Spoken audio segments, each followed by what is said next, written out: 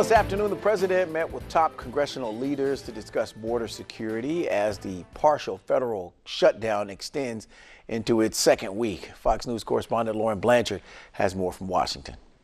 Unlike last month's contentious meeting between the president and Democratic leaders, today's White House meeting wasn't held in public, but in private, in the high security Situation Room. Support these bills, which are bipartisan, open up the government as we continue to debate what is the best way to secure our border. Hours ahead of his closed press briefing with congressional leaders, President Trump made the case for funding a southern border wall to his cabinet. The $5.6 billion is such a small number.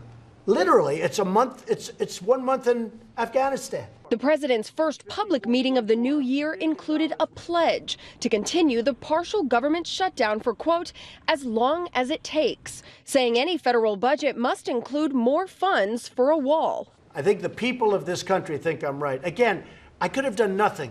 I could have had a lot easier presidency. Democrats argue a wall is ineffective and immoral. But the White House tweeted the president wants an agreement, quote, that reopens the government and keeps Americans safe. When they say the wall's immoral, well, then you got to do something about the Vatican, because the Vatican has the biggest wall of them all. Meanwhile, the National Zoo and Smithsonian Museums today joined other federally funded agencies now out of funds, forced to close their doors. I just think if you have, you have the parks that are open, but they're not being manned, so you have toilets overflowing, that's pretty embarrassing for the greatest country in the world. Tomorrow, Democrats assume control of the House. One of their first orders of business is slated to be a vote on 2 interim spending bills that would temporarily fund government agencies. But without additional funds for the border wall, neither are expected to pass the Senate, still controlled by Republicans.